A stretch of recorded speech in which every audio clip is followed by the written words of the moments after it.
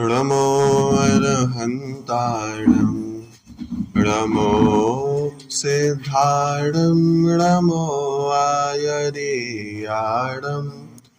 नमो वज्रायणं नमो लोये सबसाहुणम्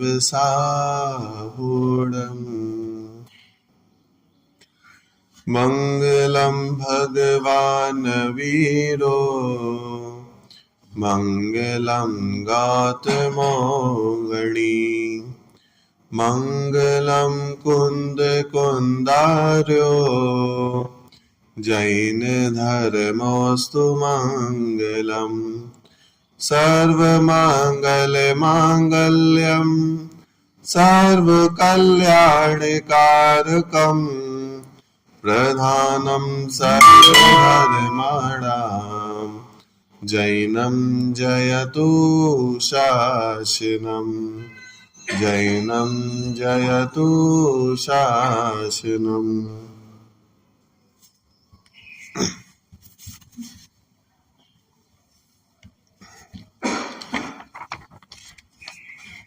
चले, उमा स्वामी आचार्य द्वारा रचित तत्वार्थ सूत्र ग्रंथ पर अपनी चर्चा चल रही है।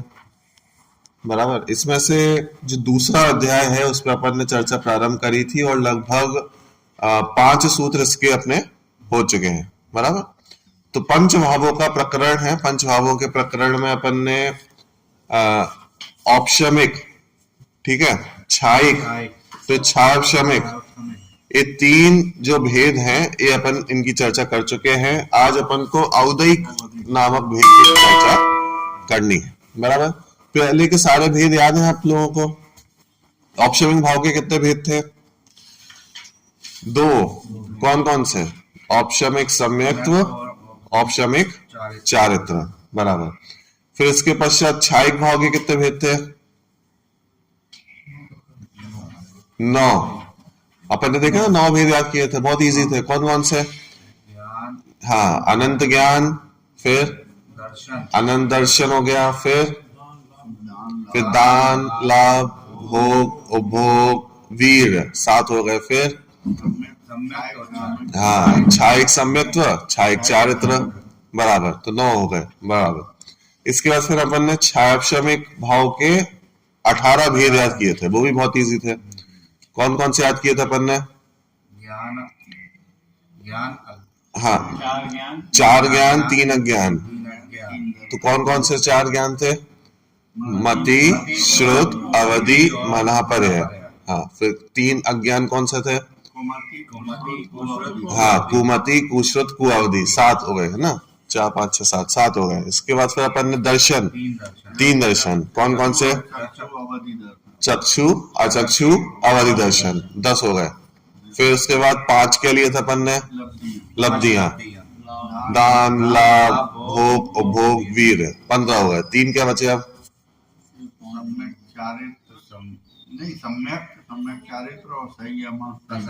हाँ, तो एक हो गया छावशमिक सम्यक्त्व, एक हो गया छावशमिक चारित्र और एक हो गया संयम असंयम। तो इस प्रकार से कुल 18 भेद लास्ट क्लास में अपन ने देखे थे। ठीक है, आज अपन पढ़ने वाले हैं औदयिक भाव। और औदयिक भाव के कितने भेद है? 21 भेद है। ठीक है, सबसे ज्यादा भेद इसी के ही है। तो औदयिक भाव के 21 भेद है। चलो इसको अपन देखते हैं एक बार। ठीक है, 21 औदयिक भावों के नाम क्रमशः इस प्रकार है। ठीक है, पेज पृष्ठ क्रमांक 98 पे है। एक बार इसको तोड़ तोड़ के बोलते हैं, फिर एक साथ बोलेंगे। ठीक है, गति कषाय, लिंग मिथ्या, दर्शना ज्ञाना संयता सिद्ध लेश्याश्च,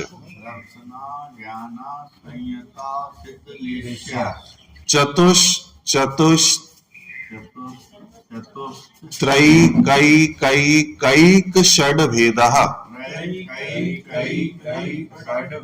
हाँ, लास्ट में जो कैक बोल सकते हो आप, तो फिर लास्ट में फिर षड भेद एक साथ, है ना? अब जैसे एक साथ बोलेंगे तो गति कषाय लिंग मिथ्या दर्शना ज्ञाना संयता सिद्ध लेश्याश्च चतुष त्रैकैक षड भेदः। गति कथाय लिंग विद्या दर्शनाज्ञान संज्ञा सिद्धलेश्या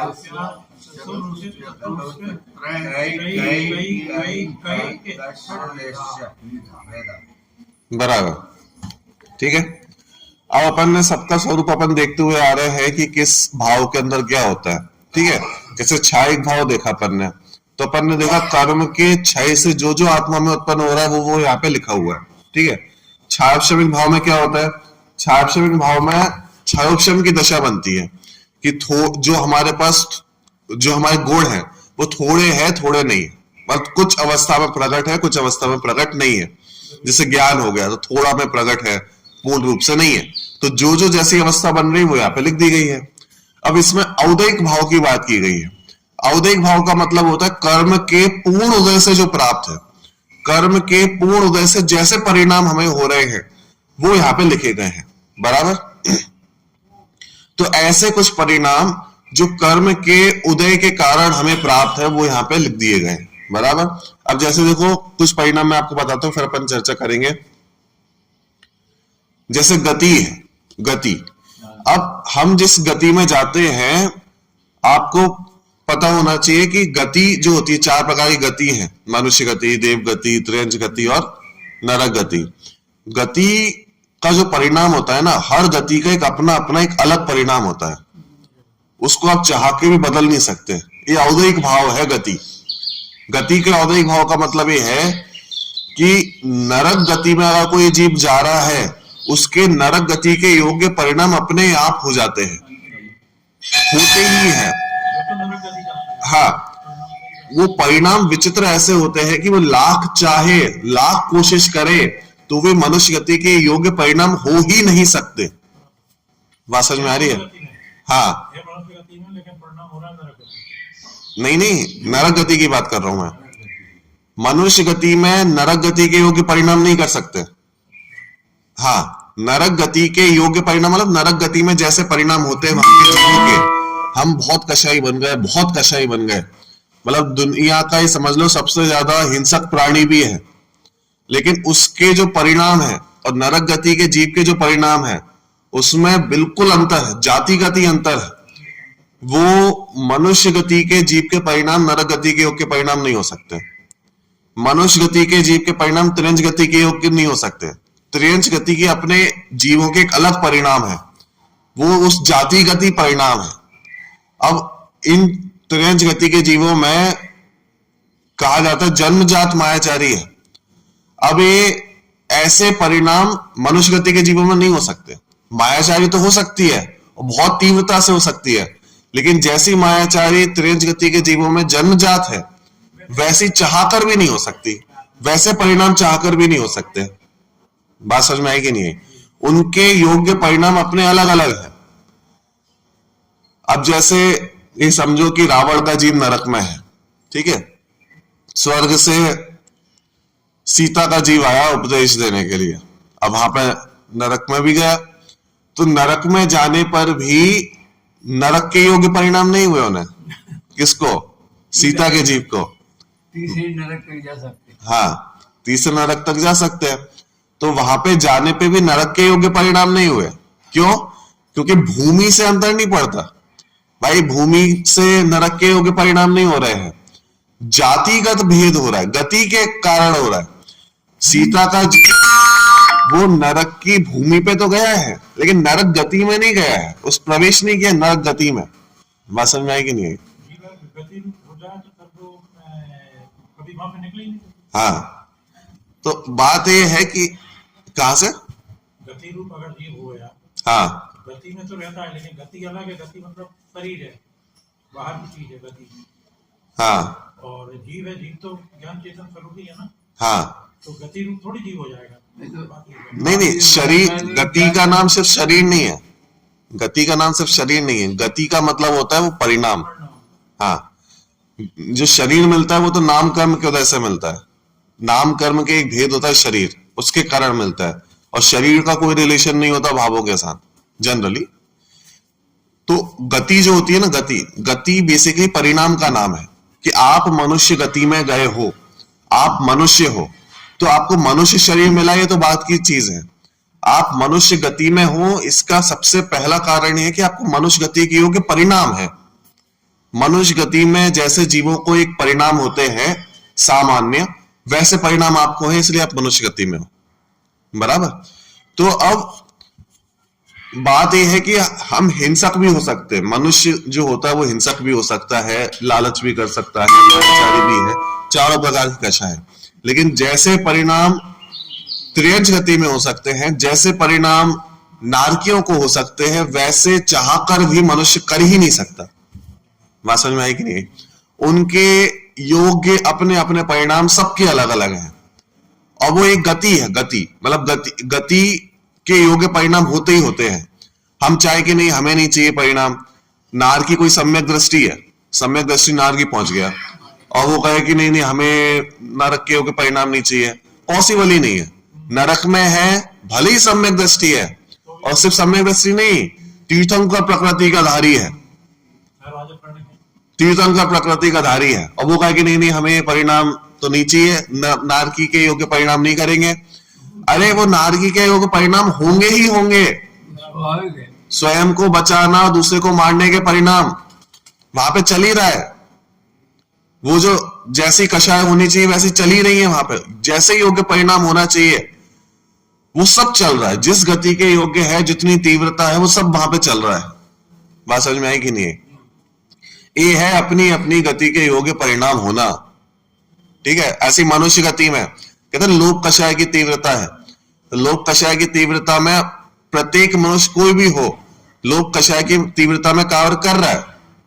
किसी का मंद हो सकता है, किसी का ज्यादा हो सकता है, लेकिन एक सामान्य दृष्टि से देखा जाए तो मनुष्य गति के योग्य परिणाम जो है वो प्रत्येक मनुष्य को होंगे ही होंगे। बात समझ में आई कि नहीं? तो इस प्रकार से एक गति जो है एक औदैहिक भाव है। ऐसे सबको लगाया अपन ने यहाँ पे।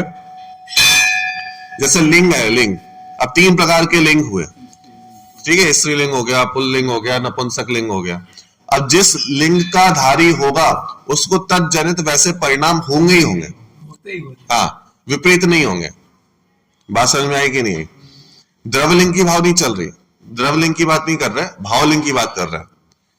द्रवलिंग और भावलिंग में अंतर हो सकता है। बात समझ में आई कि नहीं? पुरुष हो और स्त्रीलिंग का उदय हो, ऐसा हो सकता है। तो मेन बात यहाँ पे भावलिंग की चल रही है। तो भावलिंग का जैसा उदय है, क्योंकि औदैहिक भाव है, औदैहिक भाव है ना, तो इसमें औदैहिक भाव में उसको जिस गति का जिस लिंग का उदय है वैसे परिणाम अपने आप होंगे। स्त्रीलिंग का उदय है तो पुरुष के साथ रमण करने के परिणाम, पुल्लिंग पुरुष लिंग का उदय है तो स्त्री के साथ रमण करने के परिणाम, ये आएंगे ही आएंगे। बात समझ में आई कि नहीं है? तो ये औदैहिक भाव हो गया। ऐसे ही आप सब में लगा लो, लेश्या है, लेश्या लिखा है। अब लेश्याओं में क्या है कि 6 प्रकार की लेश्या होती हैं: कृष्ण, नील, कापोत, पीत, पद्म और शुक्ल। इस प्रकार से 6 लेश्या है।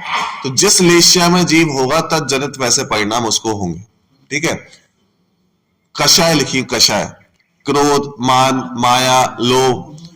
अब आप ये देखो, अगर क्रोध कषाय का उदय आया है ना, तो जीव को क्रोध भाव हो गई होगा। हम सोचे कि नहीं नहीं आज तो मैं क्रोध करूंगा ही नहीं पूरे दिन भर में, नियम ले लो आप, लेकिन संभव नहीं है। क्यों संभव नहीं है? क्योंकि अगर क्रोध कषाय का उदय आएगा तो क्रोध के परिणाम होंगे ही होंगे। बात समझ में आएगी नहीं है? एक कषाय है, ऐसे इन सब में एक एक अपना अपना एक अलग अलग भेद है। ये तो मैंने आपको एग्जांपल दिया कि औदैहिक भाव करता क्या है, कैसे काम करता है। ठीक है। तो कर्म के सिंपल सी बात है, कोई कर्म है, कर्म का उदय आया तो कर्म के उदय के कारण जीव में वैसे परिणाम होंगे, इसका नाम है औदैहिक भाव। बराबर। चलो, तो इसके 21 भेद कहे गए हैं। 21 भेद देखो, इसको अपन एक बार पढ़ते हैं। इसको जो स्टार्टिंग में लिखा है ना, गति, कषाय, लिंग, मिथ्या, दर्शना, ज्ञाना, संहिता, सिद्ध, लेश्याश, यहां तक तो भेदों के नाम है। और फिर इनके कितने कितने भेद हैं ये फिर आगे संख्याएं लिखी हैं। चतुहु, चतुहु, चतुहु मतलब 4। ठीक है। तो 2 बार 4 आ गया, चतु चतु गिनते जाना। ठीक है। 8 हो गए। फिर त्रयी, त्रयी मतलब 3। ठीक है। फिर 1 1 लिखा है। ठीक है। तो 8 के बाद 8, 9, 10, 11। ठीक है। फिर एक एक एक एक है ना, 4 बार एक आ गया ना, तो 11 और 4 15 हो गया। और फिर षड, तो 6, षड मतलब 6, तो 15 और 6 21, तो टोटल 21 भेद हो गए। क्लियर। चतु चतु 4 4, तो कितने हो गए 8। फिर त्रयी, त्रयी मतलब 3, तो कितने हो गए 11। फिर देखो त्रयीक, त्रयी के ऊपर एक है ना, तो एक क, तो पहला एक हो गया, फिर दूसरा एक, तीसरा एक, चौथा एक। 4 एक दिखेगी नहीं दिखे, 4 आई की मात्रा दिख रही है, और 4 आई की मात्रा के बाद एक एक का है। 4 आई दिख रहा है आपको, 4 का दिख रहा है, तो 4 आई और का को मिलाओगे तो कितना हो जाएगा 1 हो जाएगा। तो 4 आई 4 का, तो 4 1 हो गए। हुए कि नहीं हुए, दिख गए सबको। तो 13 और कितने हो गए थे 15 हो गए, और 15 के बाद आई के बाद षड भेदा, तो 6 भेद, तो 15 और 6 21। तो इस प्रकार से टोटल औदैहिक भाव के 21 भेद हो गए। अब इन संख्याओं को सबके साथ एक एक करके लगाना है, ठीक है। जैसे सबसे पहली संख्या है चतु 4, तो सबसे पहले क्या लिखी है गतियां, ठीक है। 4 प्रकार की गतियां होती हैं, कौन कौन सी, नरक गति, त्रियंच गति, मनुष्य गति और देव गति। तो इस प्रकार से 4 गतियां हो गई। फिर दूसरा भी चतु है, और फिर वहां पे क्या लिखा है कषाय, तो 4 प्रकार की कषाय होती है, बराबर। फिर कौन सी संख्या है, नहीं संख्या है 3, त्रयी, त्रयी है ना 3, हाँ, तो ऊपर क्या है लिंग, तो 3 प्रकार के लिंग। अब 4 एक एक है, एक ठीक है, कई कई कई लिखा है ना, तो 4 एक है। कौन कौन से 4 एक है, हाँ कौन कौन सा, पहला है मिथ्या दर्शन, वो जो पूरा लिखा है ना मिथ्या दर्शन, तो पूरा लेना उसका, मिथ्या दर्शन। फिर दूसरा है अज्ञान, फिर है असंयत, असंयत लिखा है ना असंयत, तो असंयम। और फिर असिद्ध, असिद्धत्व, ये 4 हो गए, ठीक है। मिथ्या दर्शन, अज्ञान, असंयम और असिद्धत्व, ठीक है। और फिर लास्ट में भेद कौन सा है 6 भेद वाला है, षड भेदा, तो षड का ऊपर है लेश्याएं, तो 6 प्रकार की लेश्याएं होती हैं, ठीक है। इस प्रकार से सारा 21 भेद इसके अंदर आ गए, ठीक है।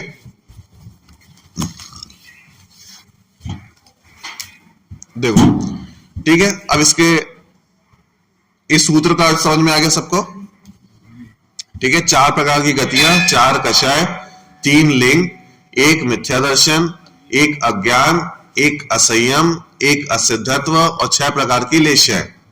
तो गति, कषाय, लिंग, मिथ्या दर्शना, ज्ञाना, संयता, सिद्ध, लेश्याश्च चतुस्त्रैकैकैक षड भेदा। बात समझ में आ गई। अब देखो इसका अपन हिंदी अर्थ पढ़ते हैं। 4 गतियां, 4 कषाय, 3 लिंग, मिथ्या दर्शन, अज्ञान, असंयम, असिद्धत्व और 6 लेश्याएं 21 भाव औदैहिक भाव कहलाते हैं, बराबर। नरक गति, त्रयंच गति, मनुष्य गति और देव गति, ये 4 गतियां हैं, ठीक है। क्रोध, मान, माया, लोभ, ये 4 कषाय हैं। स्त्रीलिंग, पुल्लिंग, नपुंसक लिंग, ये 3 प्रकार के लिंग हैं, ठीक है। फिर मिथ्या दर्शन, अज्ञान, असंयम, असिद्धत्व। फिर कृष्ण, नील, कापोत, पीत, पद्म और शुक्ल, ये 6 लेश्याएं हैं। इस प्रकार 21 प्रकार के औदैहिक भाव होते हैं, ठीक है। देखो इन 21 औदैहिक भावों का सामान्य स्वरूप तत्वार्थ वार्तिक में इस प्रकार स्पष्ट किया गया है। तो एक सामान्य स्वरूप स्पष्ट किया गया है। इसमें से आप जनरली देखो कई सारों का स्वरूप तो हमें पता है, जैसे 4 गतियां हो गई, तो जैसा भी अपन ने देख लिया 4 गतियों में 4 गति के योग अपने अपने परिणाम होता है। फिर 4 कषाय हो गई, क्रोध, मान, माया, लोभ।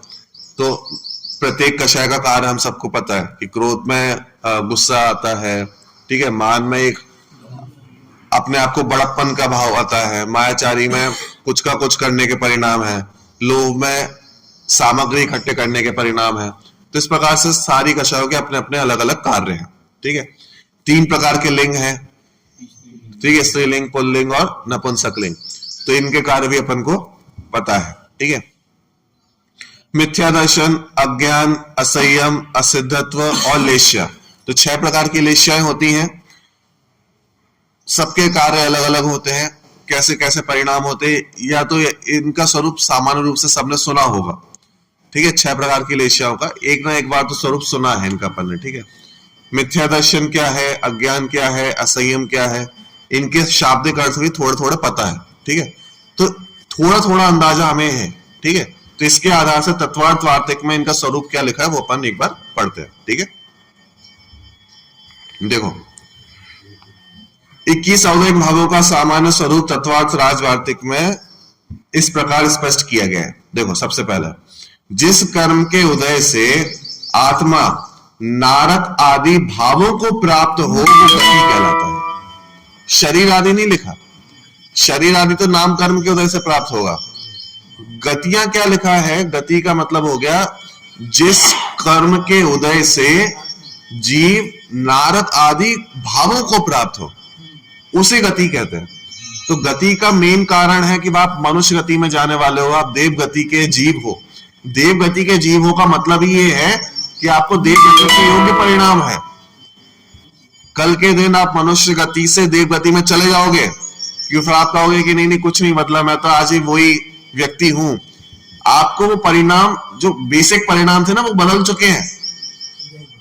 हाँ, वो जो बेसिक परिणाम है बदल चुके हैं। अब आपको देवगति के योग्य परिणाम होने लगे हैं। आप देवगति के अनुसार विचार करने लगे हो। आप देवगति जैसे विचार करते कि नहीं नहीं हमें तो हो सकता है इस गति में आपको क्या लोभ के परिणाम नहीं है, ज्यादा आपको घूमने के परिणाम नहीं है, आपको रमणीय स्थल देखने के परिणाम नहीं है।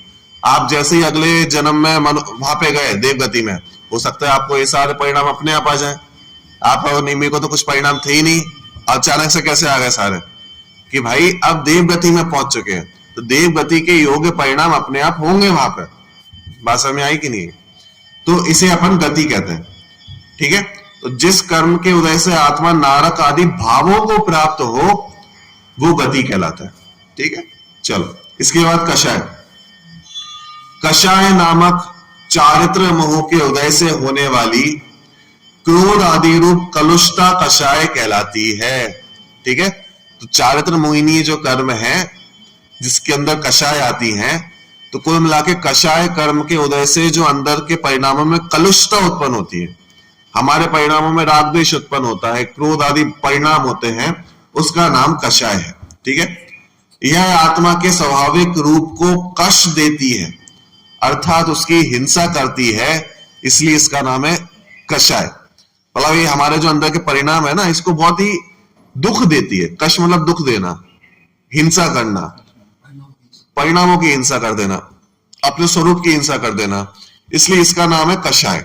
ठीक है, चलो द्रव्य और भाव के भेद से लिंग 2 प्रकार का होता है। अब तीसरा लिंग है ना, भेद, कषाय हो गया, अब लिंग। तो लिंग 2 प्रकार के होते हैं। कौन से? एक तो द्रव्य लिंग हो गया, एक भावलिंग हो गया। ठीक है, द्रव्य लिंग और भावलिंग। तो द्रव्य और भाव के भेद से लिंग 2 प्रकार का है।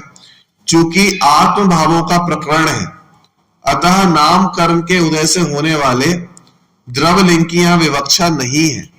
बात समझना, जैसे मैंने आपसे कहा ना, द्रव्य लिंग की बात यहां पे नहीं की गई है, क्योंकि द्रव्य लिंग वास्तव में वास्तविक लिंग कौन सा है उसका पैमाना नहीं है। द्रव्य लिंग कोई सा हो, भावलिंग कोई सा हो, ऐसा हो सकता है। हाँ, द्रव्य लिंग पुल्लिंग हो और भावलिंग स्त्रीलिंग हो सकता है, द्रव्य लिंग पुल्लिंग हो, भावलिंग नपुंसक लिंग हो सकता है। तो ये भी पॉसिबल होता है। ठीक है, तो असल में जो ग्रंथों में भाव लिंग की चर्चा आती है वो भावलिंग की अपेक्षा आती है। ठीक है, तो यहां पे अपन को भावलिंग लेना है। द्रव्य और भाव के भेद से लिंग 2 प्रकार का होता है। चूंकि आत्म भावों का प्रकरण है, अतः नाम कर्म के उदय से होने वाले द्रव्य लिंग की यहां विवक्षा नहीं है। हम द्रव्य लिंग को नहीं ले रहे। स्त्री वेद के उदय से होने वाला पुरुष अभिलाषा रूप भाव स्त्री वेद कहलाता है। ठीक है, पुरुष भेद के उदय से होने वाला स्त्री अभिलाषा रूप भाव पुरुष भेद कहलाता है, और नपुंसक वेद से होने वाला उभय अभिलाषा रूप भाव नपुंसक भेद कहलाता है। ठीक है, तो जो भाव होगा, जो भावलिंग हमारे अंदर होगा, उसके जो विपरीत लिंग होगा उसके प्रति अभिलाषा रूप परिणाम होंगे। ठीक है, तो इस प्रकार से 3 प्रकार के लिंग हो गए। तो गति हो गई, कषाय हो गया और लिंग हो गया। अब इसके बाद क्या आएगा, एक एक चीज आएगी। जैसे दर्शन, मिथ्या दर्शन। तो दर्शन मोह के उदय से तत्वार्थ में अरुचि या अश्रद्धान रूप भाव मिथ्यात्व कहलाता है। ठीक है, तो जो मिथ्या दर्शन होता है, मिथ्या दर्शन है ना, उसकी बात यहां पे की जा रही है। दर्शन मोह के उदय से जो तत्वार्थ में अरुचि है, जिसे अपन कहते हैं ना मिथ्यात्व का उदय आया, तो मिथ्यात्व के उदय से क्या हुआ कि हमें जो सही है वो दिखाई नहीं दे रहा। ठीक है, अश्रद्धान के भाव हो रहे हैं, अरुचि के परिणाम हो रहे हैं, जो जैसा नहीं हो वैसा दिखाई दे रहा है। किसके कारण? दर्शन मोहिनी के कारण, मिथ्यात्व के कारण। तो उसी को यहां पे कहा मिथ्या दर्शन। ठीक है, तो जिसकी भी चर्चा अपन करते हुए आते हैं ना अभी तक, वो है मिथ्या दर्शन। ठीक है, और देखो मिथ्या दर्शन हो गया। फिर दूसरा है अज्ञान। ठीक है, मिथ्या दर्शन के साथ अज्ञान। जिस प्रकार प्रकाशमान सूर्य का तेज सघन मेघों द्वारा तिरोहित हो जाता है, उसी प्रकार ज्ञानावरण के उदय से ज्ञान स्वरूप आत्मा के ज्ञान गुण की अनभिव्यक्ति रूप भाव अज्ञान है। क्या बोला? जैसे सूर्य हो ना, सूर्य सूरज होता है। अब सूरज देखो, जिस प्रकार प्रकाशमान सूर्य का तेज सघन मेघों द्वारा तिरोहित हो जाता है। ठीक है, अब सूर्य का प्रकाश आ रहा है और नीचे से बादल आ जाए तो क्या होगा कि सूर्य तो है वहां पे, सूर्य नष्ट नहीं हुआ है, लेकिन सूर्य का जो प्रकाश आ रहा था वो इन बादलों के कारण तिरोहित हो गया, दिखाई नहीं दे रहा। बात समझ में आ गई? ऐसे देखो, जिस प्रकार प्रकाशमान सूर्य का तेज सघन मेघों द्वारा तिरोहित हो जाता है, तिरोहित मतलब नाश को प्राप्त हो जाता है। इसका मतलब क्या सूर्य नाश हो गया? कि नहीं नहीं, सूर्य नाश नहीं हुआ है, सूर्य तो वही का वही है, लेकिन बस वो दिखाई नहीं दे रहा है। किस कारण से? बादलों के कारण से। ठीक है, अब यहां पे बादलों के स्थान पे कर्म को रख दो और सूर्य के स्थान पे अपने ज्ञान गुण को रख दो, तो ज्ञान गुण तो है वहां पे, प्रकाशित है, लेकिन ये जो सामने कर्म के बादल आ गए, तो कर्म के बादलों के कारण वो ज्ञान गुण प्रकट नहीं हो पा रहा। ठीक है, तो कर्म का उदय है, इस कारण से वो प्रकट नहीं हो रहा है। बात समझ में आ गई? तो देखो, जिस प्रकार प्रकाशमान सूर्य का तेज सघन मेघों द्वारा तिरोहित हो जाता है, उसी तरह ज्ञानावरण के उदय से, अब ज्ञानावरण का उदय आया तो ज्ञान स्वरूप आत्मा के ज्ञान गुण की अनभिव्यक्ति रूप भाव अज्ञान है। ठीक है, तो हमारे अंदर जो ज्ञान गुण है ना, उसको प्रकट नहीं हो पाया। ज्ञानावरण का उदय आया और ज्ञान गुण प्रकट नहीं हो पाया, इसका नाम है अज्ञान। कल अपन ने देखा था ना, कल की क्लास में जो होगा समय सार की क्लास में अपन ने देखे थे, 2 प्रकार का अज्ञान देखा था अपन ने। एक अज्ञान तो ज्ञान की कमी होने का नाम भी अज्ञान बोला था, और एक अपन ने मिथ्या ज्ञान को भी अज्ञान बोला था। बात समझ में आई कि नहीं? तो एक ज्ञान का कम होना भी तो अज्ञान है। बात समझ में आई कि नहीं? किसी को एक बार पढ़ने नहीं याद हो जाता है, हाँ, किसी को 10 बार पढ़ने में भी याद नहीं हो। बात समझ में आई कि नहीं? तो एक ज्ञान की कमी होने का भी नाम अज्ञान है। तो कल अपन ने देखा था ना कि भाई पर समय किसको कहे, तो कहा नहीं नहीं, ये तो सूक्ष्म पर समय कहलाएगा। तो सूक्ष्म पर समय की फिर उन्होंने विवक्षा ऐसी रखी थी ना कि भाई उन्हें अज्ञान है। फिर ज्ञानी को अज्ञान कैसे है, प्रश्न किया ज्ञानी को अज्ञान किस प्रकार का है, तो उन्होंने कहा कि भाई वो मिथ्या ज्ञान वाला ज्ञान नहीं लेना है। कौन सा ज्ञान लेना है? ज्ञान, अल्प ज्ञान वाला ज्ञान लेना है। ज्ञान की कमी है, इसको भी तो अज्ञान कहते हैं। बात समझ में आई कि नहीं? हाँ, बात समझ में आई? तो ये जो प्रकाशमान, ये जो ज्ञानावरण का उदय आया, ज्ञानावरण के उदय के कारण जो ज्ञान प्रकट नहीं हो पाया, उसका नाम अज्ञान है। बात समझ में आ गई? देखो, सर्वथा नाश नहीं होता। हाँ, सूर्य का उदय इसलिए दिया, हाँ, तो बादल चाहते हैं जान, बराबर, सूर्य प्रकाश का नाश नहीं होता। थोड़ा थोड़ा तो उदय उसका रहेगा। ज्ञानावरण में ज्ञान का नाश नहीं होता, कम ज्ञान ज्यादा ज्ञान तो हो जाता है। बराबर, ठीक है। चलो, अज्ञान हो गया, मिथ्या दर्शन हो गया, अज्ञान हो गया। तीसरा है असंयम, कि चारित्र मोह के उदय से होने वाली हिंसादि और इंद्रिय विषय में प्रवृत्ति रूप भाव असंयम कहलाता है। तो तो असंयम में क्या होता है कि चारित्र मोह की वजह से होता है, तो इसमें होगा क्या, हिंसा और इंद्रिय विषयों में प्रवृत्ति रूप जो भाव होता है वो असंयम कहलाता है। 8वें मूल स्थान तक हो जाता हाँ, तो ये जो असंयम होता है ना, असंयम, ये इसके अपन कितने 12 भेद बोलते हैं, 12 प्रकार का असंयम होता है, 12 प्रकार का संयम होता है, 12 प्रकार का संयम होता है। कौन कौन सा होता है? पहले तो मूल 2 भेद करते हैं, एक तो प्राणी संयम करते हैं और एक इंद्रिय संयम करते हैं। तो 6 प्रकार का प्राणी संयम होता है और 6 प्रकार का इंद्रिय संयम होता है। 6 प्रकार की इंद्रियां कौन सी हो गई? 5 इंद्रिय और 1 मन, तो ये हो गई 6 प्रकार की इंद्रियां। और 5 प्रकार के जीव कौन से हो गए? 5 नहीं, सॉरी, 6 प्रकार के जीव कौन से हो गए? षटकाय के जीव। तो षटकाय के जीव में कौन कौन से आ गए?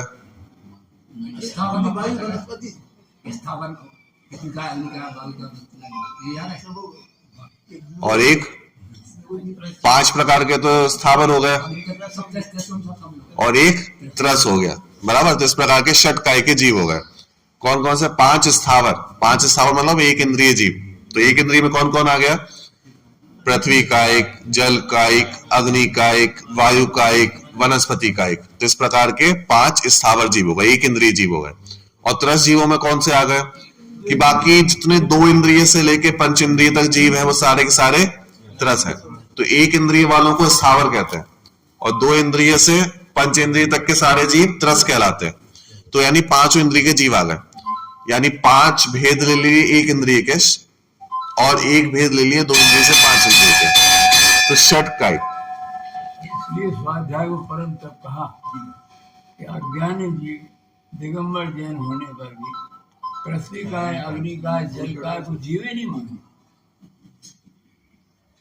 तो उन्होंने कहा केवली शुद्ध केवली बढ़िया। केवली ने कहा तो अग्नि का के शुद्ध नहीं कर सकते, जल का के शुद्ध नहीं कर सकते, पृथ्वी का के शुद्ध नहीं कर सकते, क्योंकि जो करोगे माइक्रोस्कोप से तो दो इंद्रिय वाले देखें, क्योंकि जल ही जिनका, अग्नि ही जिनका शरीर है, उन्हें कैसे सिद्ध करोगे?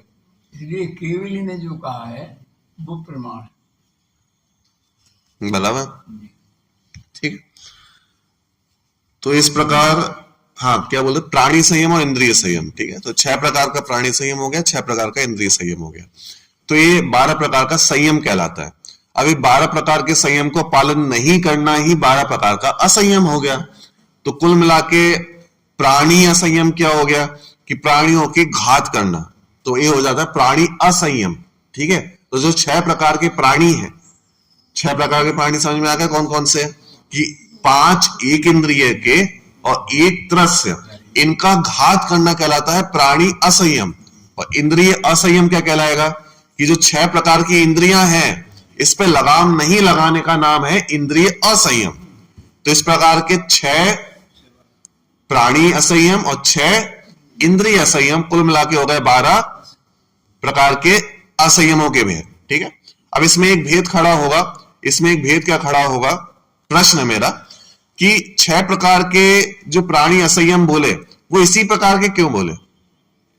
मतलब आचार्य ने कितना अन्याय किया। अन्याय मतलब ये समझो कि 1 इंद्रिय के तो 5 भेद ले लिए, 1 इंद्रिय के अपन ने देखे ना स्थावर लिए, तो 1 इंद्रिय के तो 5 भेद ले लिए, जबकि बाकी जो इंद्रियों के बचे उन सबको एक ही खाते में डाल दिया उन्होंने।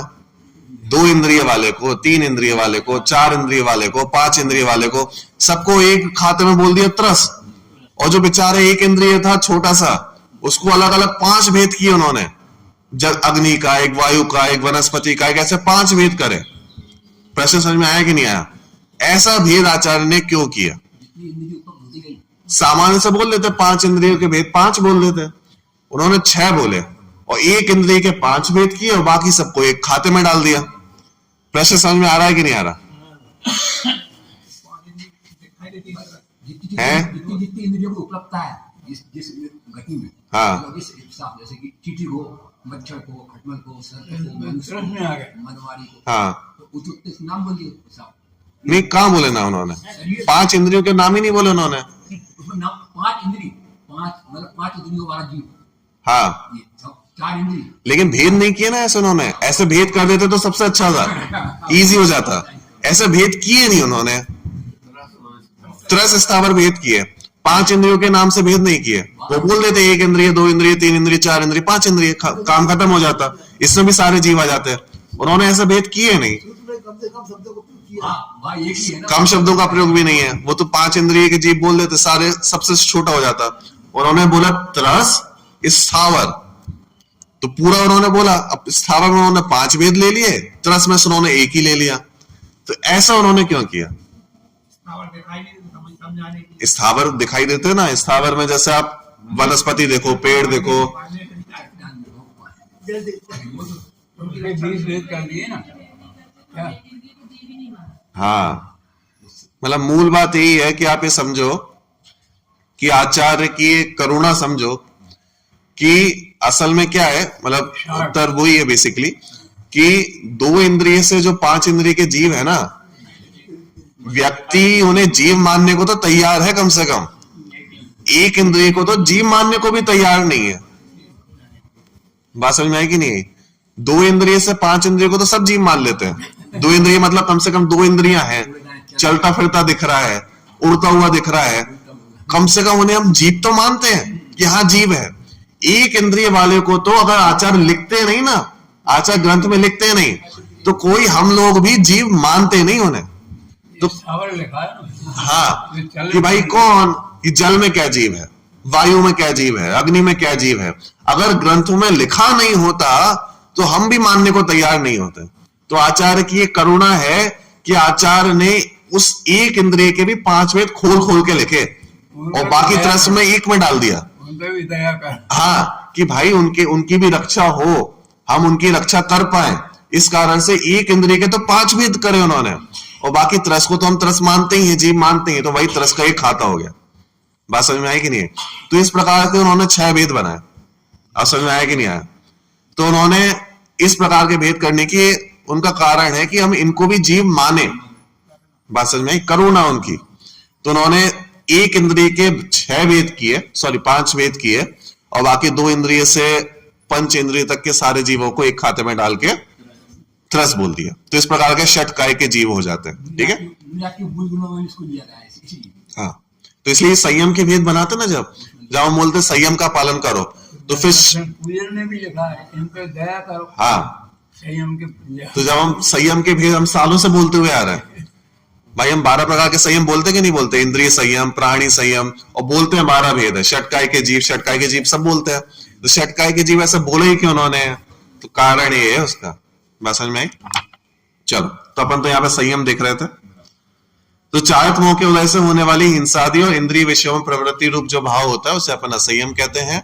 इस प्रकार से अपना यह संयम हो गया। ठीक है, इसके बाद फिर एक वाले जो भेद बचा है उसमें असिद्धत्व आया। ठीक है, अनादि से कर्मबद्ध आत्मा के सामान्यतः सभी कर्मों के उदय से असिद्ध पर्याय होती है। ठीक है, अब ये असिद्ध पर्याय का मतलब ये है, कुल मिला के एक असिद्धत्व नाम का एक भाव होता है। जब तक आप सिद्ध नहीं बने हो तब तक कर्म का उदय रहेगा, और कर्म के उदय से जीव के जो परिणाम है वो विचित्र अलग प्रकार के होंगे, वैसे नहीं होंगे जैसे सिद्ध को होते। बात समझ में आ गई? तो सिद्धत्व प्राप्त होने के पश्चात जो एक निराकुल परिणाम है वो एक अलग है, और कर्म का उदय जब तक है तब तक वो असिद्धत्व कहलाएगा। कब तक कहलाएगा असिद्धत्व? कौन से गुण स्थान तक कहलाएगा? पहला, दूसरा, 5वां, 10वां, 11वां, 12वां, 14वां, कि जब तक सिद्ध नहीं है तब तक असिद्धत्व है। तो पहले गुण स्थान से लेके 14वें गुण स्थान तक असिद्धत्व परिणाम है। असिद्धत्व का सीधा सा मतलब है कि सिद्ध दशा का नहीं होना। तो इसका मतलब ये भी है कि सिद्ध दशा का नहीं होना मतलब सिद्ध दशा के में जो कर्म का अभाव होता है, और 14वें गुण स्थान तक कर्म का सद्भाव कौन से गुण स्थान तक है?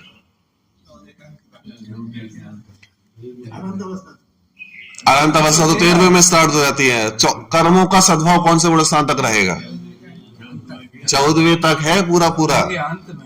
हाँ, वहां पे भी है, अंत तक है। वहां पे भी आयु कर्म है कि नहीं है? वहां पे भी नाम कर्म है कि नहीं है? वहां पे भी सारे कर्म मौजूद है अभी भी। बात समझ में आई कि नहीं आई? योग का निरोध हुआ है, बाकी सारे कर्म तो मौजूद ही है ना। घाती कर्मों का अभाव हुआ है, योग का निरोध हुआ है, तो इसके शेष में जो 4 आघातीय कर्म है वो मौजूद है कि नहीं है? वहां पे मौजूद है। वहां पर इसलिए 14वें गुणस्थान के अंत तक कर्म का उदय है, और 14वें गुण इसलिए कर्म के कारण उन्हें असिद्धत्व परिणाम अभी भी वहां पे मौजूद है। ठीक है, तो इसके अभाव के कारण इसके बाद में फिर सिद्धत्व प्राप्त हो जाता है। ठीक है, तो ये हो गया असिद्ध। अनादि से कर्मबद्ध आत्मा के सामान्यतः सभी कर्मों के उदय से असिद्ध पर्याय होती है। तो इस प्रकार के एक एक एक एक एक जो वाले 4 भेद थे, मिथ्या दर्शन, अज्ञान, असंयम और असिद्धत्व, एक कंप्लीट हुए। अब इसके बाद जो लास्ट में कौन सा बच गया, 6 भेद वाला लेश्या। देखो, कषाय के उदय से अनुरंजित योग प्रवृत्ति रूप भाव को भाव लेश्या कहा जाता है। ठीक है, अब ये लेश्या की बेसिकली डेफिनेशन है। कषाय से अनुरंजित जो परिणाम है और इन परिणामों से अनुरंजित जो योग है, योग किसका नाम होता है? योग का मतलब होता है चंचलता, मन वचन काया की चंचलता। हाँ, तो इसको अपन कहते हैं योग। ठीक है, अब ये योग, एक कषाय अलग हो गई, एक योग अलग हो गया, इन दोनों को आप मिला दोगे तो लेश्या बन जाएगी, भाव लेश्या बन जाएगी। यानी ऐसा योग जो कषाय के अनुरंजित परिणाम से किया जा रहा है उसका नाम होगा लेश्या। ठीक है, कुल मिला के ऐसा कहो कि ऐसे कार्य आप कह सकते हो जो कषाय के अनुरंजित है, उनका नाम लेश्या हो गया। ठीक है, तो लेश्या में दोनों चीज आ जाती हैं, कषाय भी है और योग भी है। तो कषाय के उदय से अनुरंजित योग प्रवृत्ति रूप भाव भाव लेश्या कहलाता है। ठीक है, द्रव्य लेश्या उद्गल विपाकी शरीर नाम कर्म के उदय से होती है, अतः आत्म भावों के प्रकरण में उसका ग्रहण नहीं किया जाता। द्रव्य लेश्या का अपन जैसे द्रव्य लिंग भी अपन ने नहीं लिया, द्रव्य लेश्या भी नहीं लिया। क्यों? क्योंकि ये सारे नाम कर्म के उदय से है। नाम कर्म के उदय से तो कुछ भी प्राप्त हो सकता है, लेकिन उसका भावों के साथ रिलेशन कुछ भी नहीं होता। शरीर काला हो गोरा हो, इसका परिणामों के साथ रिलेशन कुछ भी नहीं है, इसलिए इसका कुछ मतलब नहीं है कि ये भावों के प्रकरण में आएगा। और ये अपन चर्चा भावों की कर रहे हैं, इसलिए यहां पे भी भाव लेश्या को लेना है, द्रव्य लेश्या को नहीं लेना। बात समझ में आ गई? चलो, यद्यपि योग प्रवृत्ति रूप आत्म प्रदेशों की परिस्पंद रूप होने से क्षायोपशमिक वीर लब्धि में अंतर्भूत हो जाती है। ठीक है, और कषाय औदय की होती है, फिर भी कषाय उदय के तीव्र मंद आदि तारतम्य से अनुरंजित प्रवृत्ति रूप लेश्या पृथक ही है। मतलब इसमें कहा कि आप इसको क्षायोपशमिक भाव में भी अंतर्गर्भित कर सकते थे, अपन पहले पढ़ चुके हैं। फिर औदयिक भाव में क्यों आ रहा है? इसलिए आ रहा है, क्यों ले रहे हैं देखो, क्योंकि इसमें कषाय और योग दोनों है। अब योग की प्रवृत्ति जो होती है ना, वो वीर्यांतर कर्म के क्षयोपशम से होती है। तो उन्होंने कहा कि नहीं योग है तो आप उसको क्षयोपशम में ले लेते हैं, लेकिन इसमें कहा कि नहीं नहीं, कषाय होती है ना, वो औदयिकी भाव होता है। कषाय का उदय होता है, जो अपन पहले पढ़ चुके हैं ना, गति कषाय लिंग मिथ्या, तो कषाय पढ़ी अपन ने अभी। तो कषाय के उदय के कारण से इसको औदयिक भाव में लिया, क्योंकि इसमें कषाय मेन है। कषाय अनुरंजित योग प्रवृत्ति का नाम लेश्या है, इसलिए लेश्या को भी अपन ने औदयिक भाव के अंतर्गत रखा है। ठीक है, देखो, कषाय औदय की होती है, फिर भी कषाय उदय के तीव्र मंद आदि तारतम्य से अनुरंजित प्रवृत्ति रूप लेश्या पृथक ही है। ठीक है, यद्यपि उपशांत कषाय, क्षीण कषाय, संयोग केवली गुणस्थानों में कषाय का उदय नहीं है, फिर भी वहां भूतपूर्व प्रज्ञापन नय की अपेक्षा शुक्ल लेश्या उपचार से कही जाती है।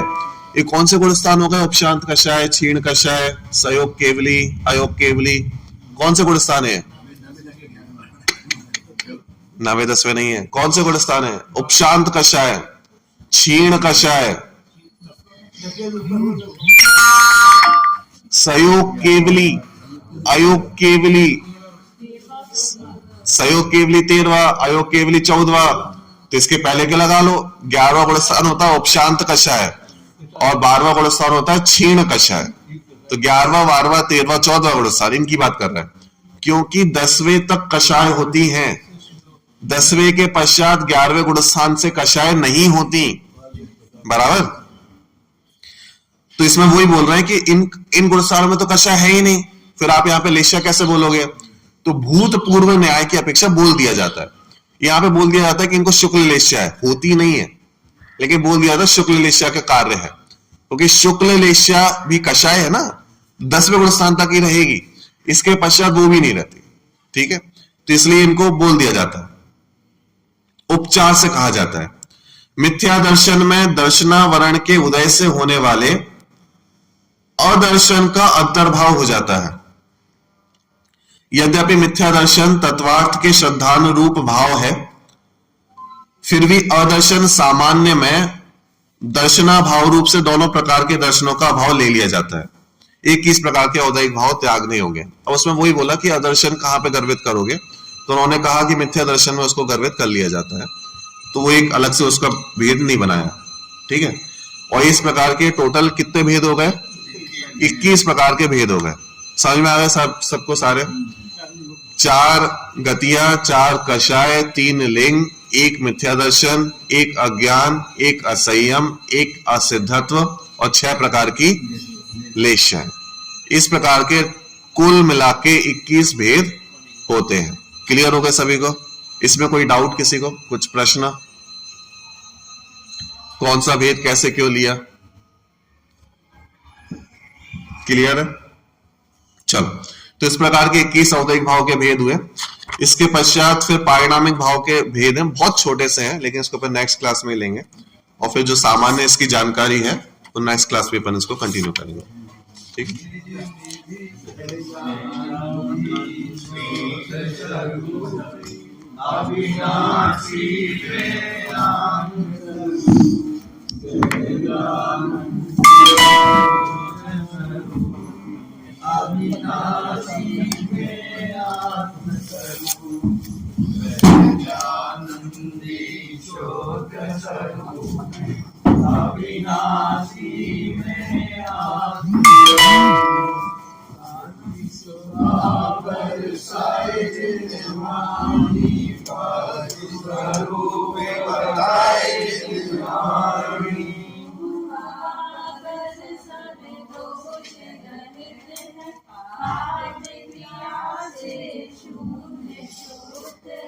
परमागम कहलाए जिन वाणी, वस्तु स्वरूप बताए जिन वाणी।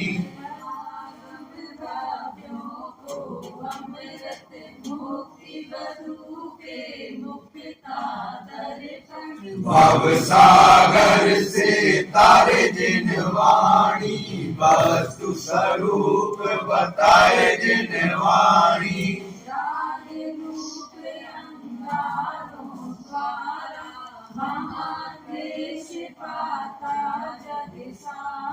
सजल मेघ बरसाए जिन वाणी, वस्तु स्वरूप बताए जिन वाणी।